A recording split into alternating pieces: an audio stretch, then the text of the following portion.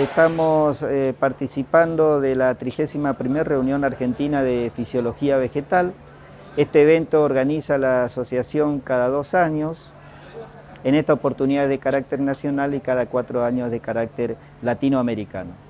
De todas maneras, el carácter nacional en realidad es una indicación del estatuto porque en esta oportunidad hemos reunido a científicos de muchos países que están contribuyendo al fortalecimiento de nuestras reuniones. Cerca de 400 personas. Hay investigadores provenientes de 14 países, hay estudiantes de doctorados, estudiantes de grado, técnicos de empresas privadas que se acercaron a interiorizarse.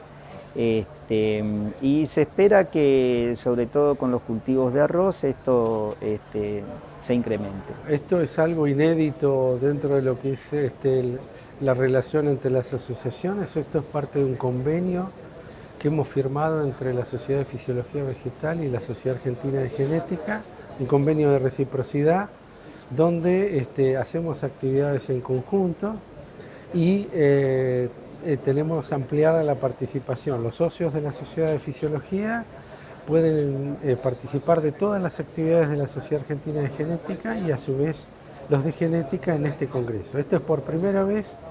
En este congreso hay un simposio organizado por la Sociedad Argentina de Genética y que es precisamente para tocar el tema del relacionamiento entre el genetista y el fisiólogo y la importancia que tienen ambos para lograr los objetivos, ya sea en el campo de la fisiología, que nos aporta datos interesantes para poder aplicarlo en el mejoramiento genético. Esto se va a replicar en el próximo Congreso Argentino de Genética que se va a realizar en Catamarca del 1 al 4 de octubre. La reciprocidad es que la Sociedad de Fisiología Vegetal va a hacer un simposio dentro de las actividades de nuestro Congreso. De esa manera empezamos a aunar criterios y todo lo relacionado al aspecto de ampliar la masa crítica en los congresos, de tener otra visión y de poder aprender, que es lo que vinimos a hacer acá los socios de la Sociedad Argentina de Genética, que hay bastantes socios que se han inscrito al congreso, demostrar un poco de ver las capacidades y capacitarse en temas fisiológicos que son muy importantes para el desarrollo de la genética. I think that plant physiology can help us with a number of the grand challenges we face at the minute, but climate change, feeding the growing population, helping us understand drought adaptation and disease resistance. For me, plant physiology means that we are studying how the plant reacts to the environment in which it finds itself in, how it develops and how it grows. Estuvimos hablando sobre qué hace la luz, regulando la producción de defensas en plantas. O sea, la luz es una señal muy importante para las plantas que regula el crecimiento y también regula, entre otras cosas, las defensas que las plantas activan para defenderse de herbívoros, de patógenos y demás. Entonces, por ejemplo, cuando tú cultivas una planta en alta densidad de siembra en un cultivo, tiene un ambiente lumínico diferente y, entre otras cosas, lo que hace es promover su crecimiento para evitar que los vecinos la sombreen, pero al mismo tiempo reduce la expresión de algunas defensas que son importantes para defenderse de patógenos y de insectos. O sea, de alguna manera la planta enfrenta una especie de compromiso en la asignación de recursos entre crecimiento y defensa. Si tiene muchos vecinos alrededor, prefiere crecer y no tanto defenderse. Y bueno, eso tiene implicancias agronómicas y demás. En esta reunión el trabajo que yo he abordado en cuanto a la fisiología y aplicada al tema de la mandioca es resolver un problema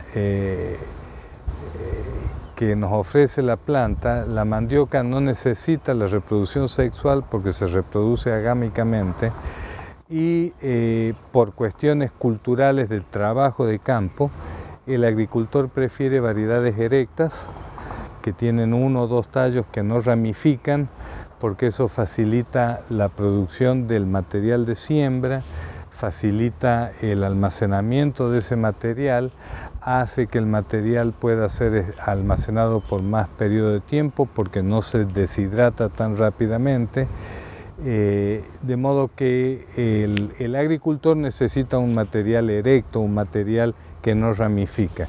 Lamentablemente, en el caso de la mandioca, la arquitectura de la planta está muy ligada a la floración, es decir, a la reproducción sexual.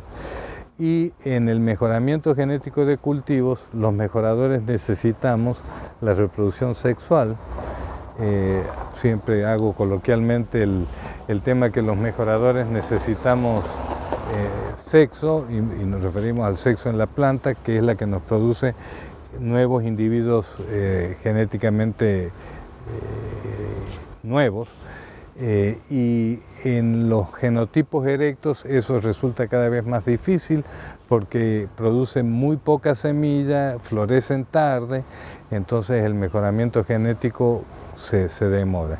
Y lo otro que he estado presentando es el desarrollo de tecnologías muy importantes en el área de fisiología, que son bastante innovadoras, como el proceso de un protocolo para la producción, crecimiento aeropónico de la mandioca, es decir, que la planta crezca con las raíces en el aire, a las cuales se le asperja una solución nutritiva.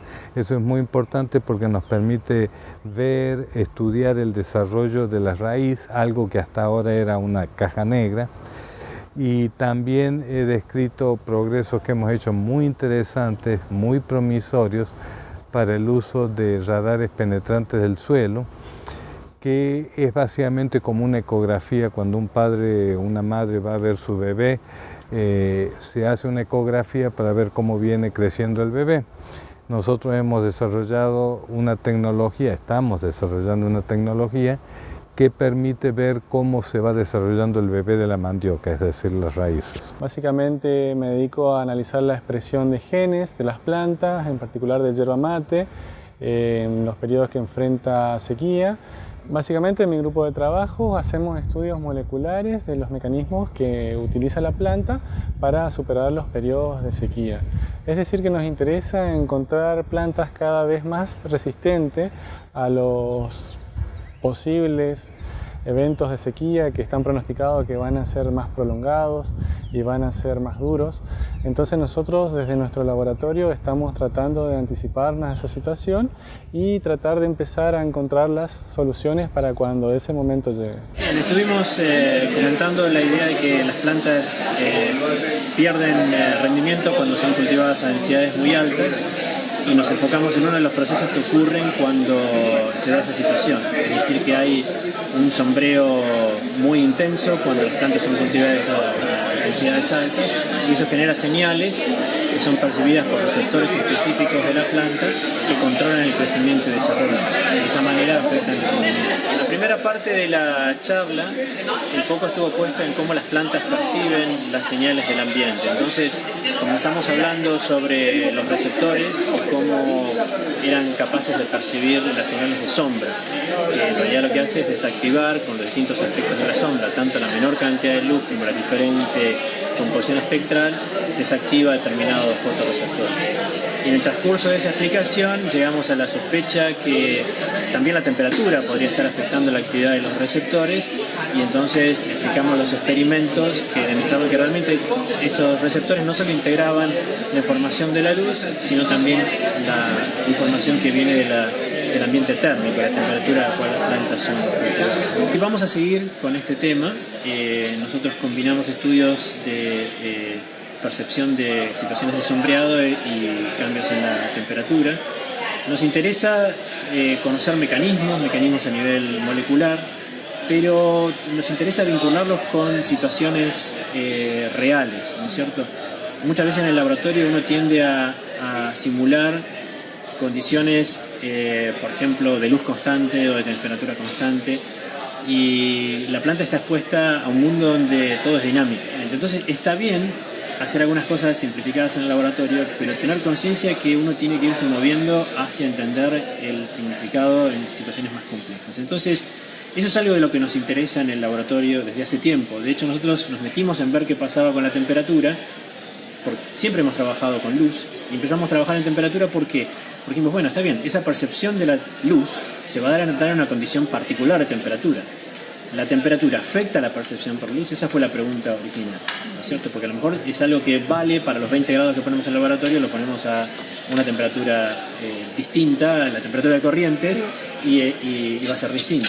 Y entonces es ahí donde empezamos a tratar de averiguar cómo funciona la planta ante la complejidad del ambiente más parecido al natural, ¿no? Las actividades científicas tenemos de tres tipos: conferencias plenarias con invitados tanto nacionales como de diversos países, o sea, el extranjero.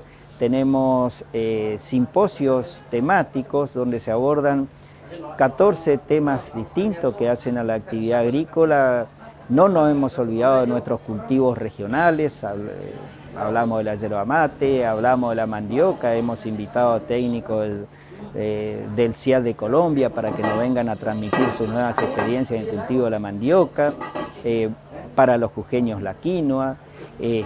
También tenemos un simposio para forestales, no nos olvidamos nuestros pinos, nuestros eucaliptos, cultivos de granos, ecofisiología, nutrición mineral que tiene que ver con fertilizantes, y también un tema que preocupa mucho, no solo desde el punto de vista regional, sino a escala mundial, que es la resistencia a las malezas a los herbicidas. No hemos escatimado en esfuerzo para desarrollar este simposio. Hemos invitado a científicos de Inglaterra, Estados Unidos, Brasil y nuestro referente nacional. By training, I'm a plant breeder. But when I was faced with the problem of breeding cereals for very dry conditions, I found out that I don't have any information, lacking information. I'm talking about 40 years ago. So I decided that I need to get information and integrate it into the breeding world. Therefore, I became a physiologist of water stress and started to read and learn and research in this area in order to use it in breeding. And this was very successful for breeding. And from that point on, I became somewhat of an expert in breeding for water stress because I could integrate the two disciplines. Now I'm integrating genomics also into that by learning and reading and visiting with people. So my head is getting bigger and bigger. Talking about, we have a problem. You know, have you been in the movie where he says, Houston, we have a problem? Yes. So we have a problem no less difficult than that, which is global drying and global warming. And everybody is scared, actually. Governments are in panic.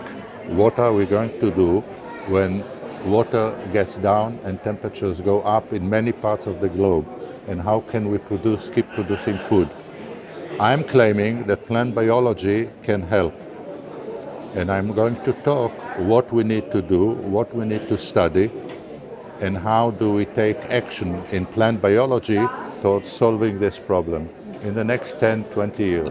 That's the topic. I get the impression that Argentina have a very good and large and effective research network in agriculture. Only it's underfinanced. They need more money. Money is the fuel of research. So when they don't have enough money, they do some work and publish some insignificant papers, but it's not helping the farmer.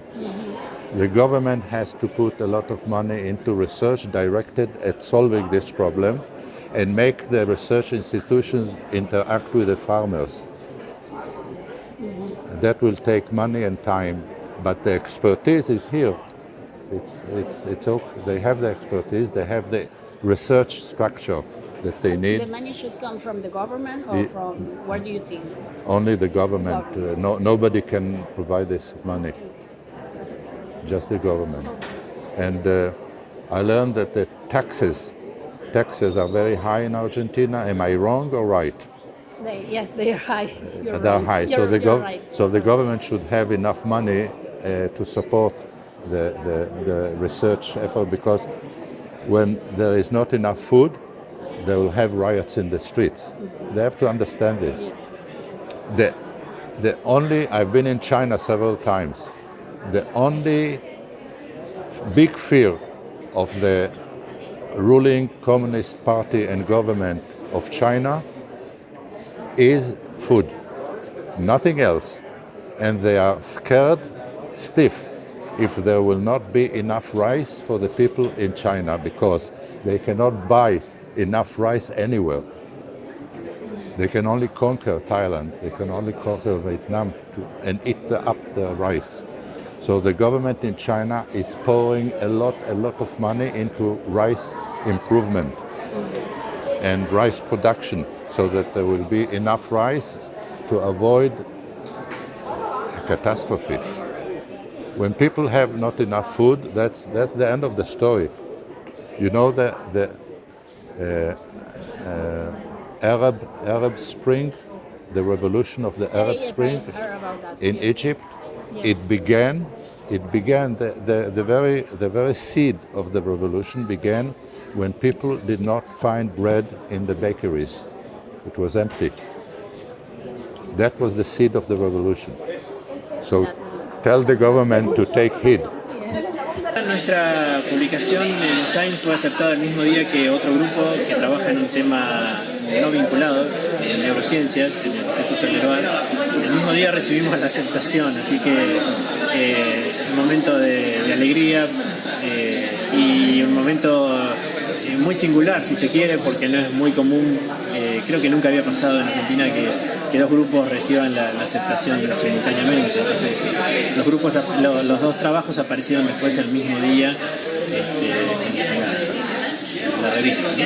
Bueno, este libro surgió como una iniciativa de Pedro, que me pidió a mí y a Alberto Goldberg que resumiéramos la historia.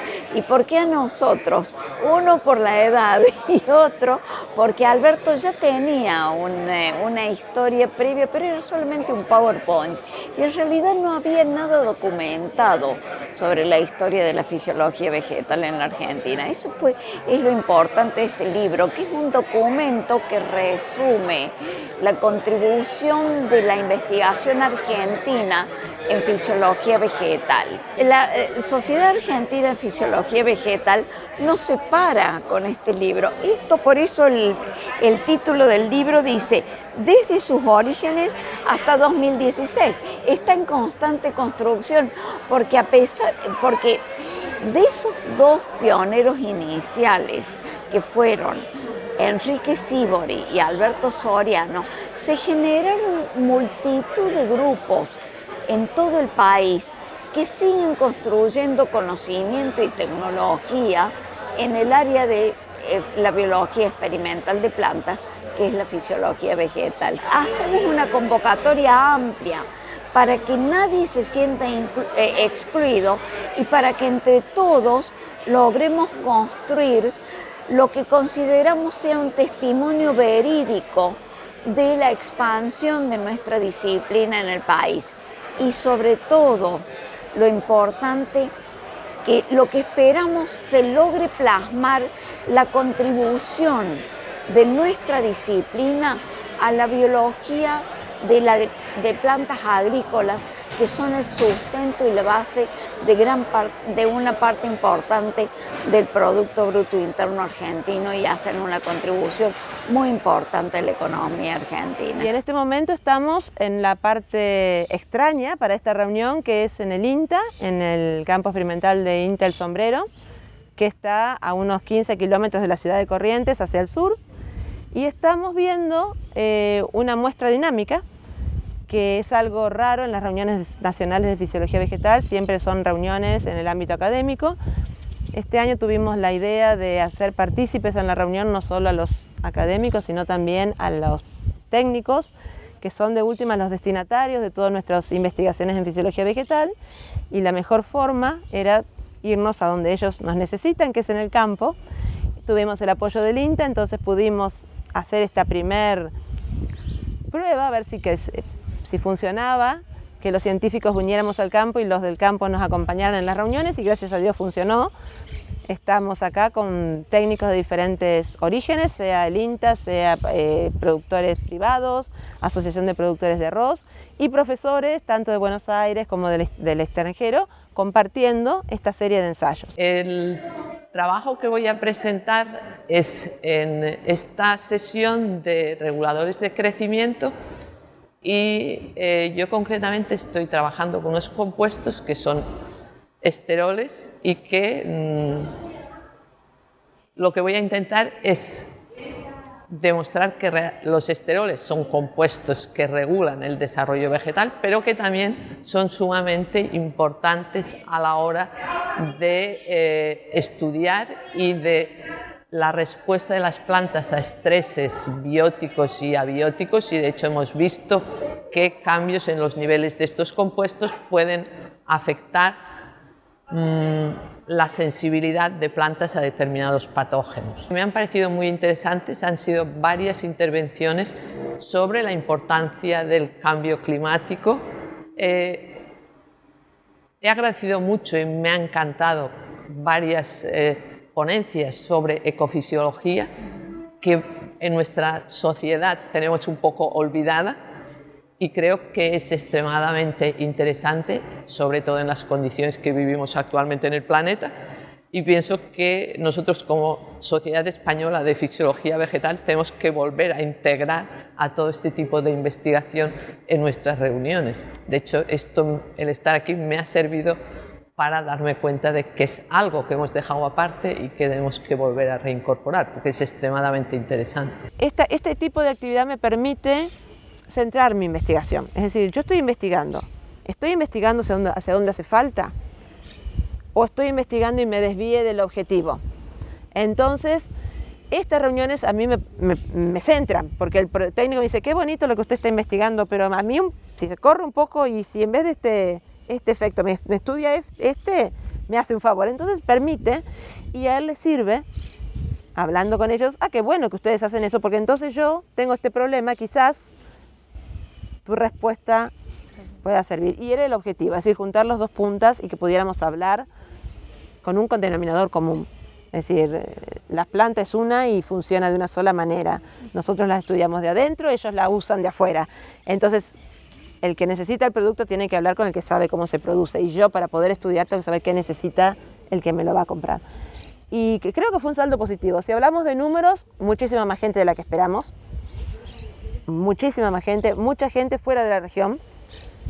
Por supuesto, los correntinos fuimos mayoría, pero mucha gente de Uruguay, mucha gente de Chile, gente de Colombia, gente de Tucumán, gente de Buenos Aires, una cantidad, de Córdoba, es decir, muchos de fuera, lo cual eso siempre enriquece. Enriquece porque aunque unos a veces dicen, yo estoy trabajando en lo mismo, no estamos trabajando en lo mismo, sino que estamos enfocándose en lo mismo, que cada uno tiene formas diferentes de hacer las cosas.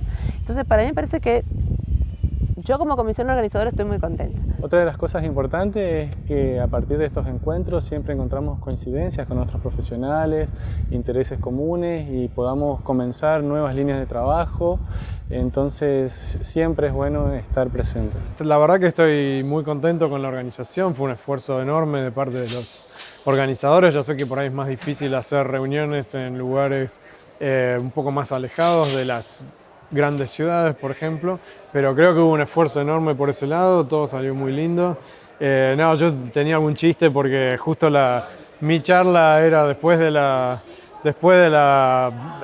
fiesta, que terminó como a las 3 de la mañana, entonces hoy era medio difícil de estar despierto, pero el resto, digamos, más allá de ese detalle que era más un chiste que otra cosa, la verdad que creo que todos estamos muy contentos por cómo ha salido todo y por la hospitalidad que hemos tenido acá en Corrientes y demás. Creo que es una experiencia, este tipo de reuniones son una experiencia extremadamente importante para interaccionar. Permiten establecer colaboraciones futuras. De hecho, a mí me ha permitido establecer colaboraciones con investigadores argentinos. Mi visión sobre las posibilidades y las necesidades de reuniones en el tema de fisiología vegetal es muy sesgada, porque como investigador en la parte de genética extraño mucho la interacción con fisiólogos.